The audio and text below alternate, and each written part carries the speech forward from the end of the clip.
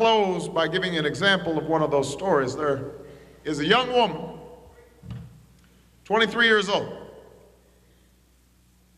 white woman, named Ashley Bai, who organizes for our campaign in Florence, South Carolina.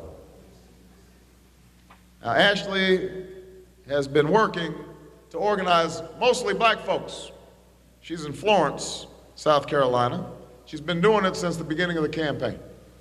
And the other day, she had set up a roundtable discussion where everyone around was telling their story about who they were and why they were there.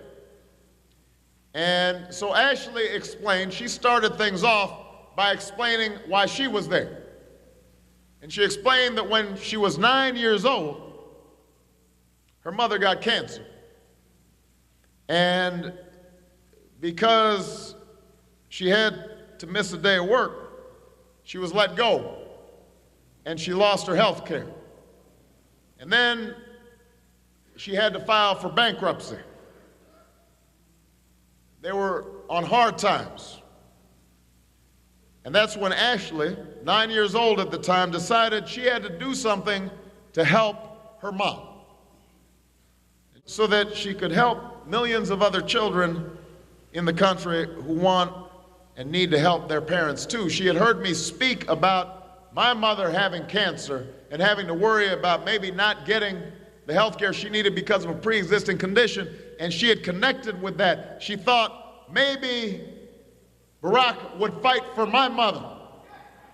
And if he would fight for my mother, then maybe I will fight alongside him. That's what had brought her to Florence.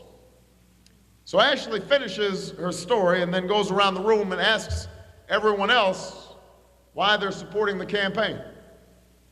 They all have different stories and different reasons. Some bring up specific issues. Some talk about, I'm upset about affirmative action. Some talk about, I want to see more jobs in the community. Some are frustrated about trade. Some just like me. So they all got a bunch of different reasons. And finally, at the end of this discussion, they come to this elderly black man. He's been sitting there quiet the whole time, hasn't been saying a word. And Ashley asks him, why is he there? And he doesn't bring up a specific issue. He does not say health care or the economy. He doesn't talk about the Iraq War. He doesn't say anything about education. He doesn't say that he's there because he likes Barack Obama or he's proud of the possibility of the first African-American president.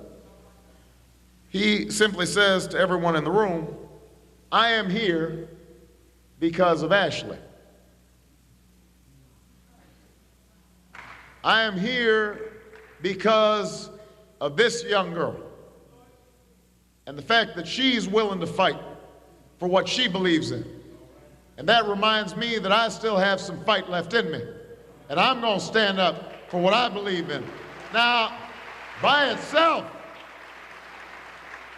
that single moment of recognition between that young white girl and that old black man, that's not enough to change a country. By itself, it's not enough to give health care to the sick, or jobs to the jobless, or education to our children, but it is where we begin. It's why I believe that the walls in that room began to shake at that moment. And if they can shake in that room, then they can shake here in Atlanta. And if they can shake in Atlanta, then they can shake in the state of Georgia. And if they can shake in Georgia, they can shake all across America. And if enough of our voices join together, if we see each other in each other's eyes, we can bring those walls tumbling down. The walls of Jericho can finally come tumbling down. That is our hope. But only if we pray together, if we work together, and if we march together.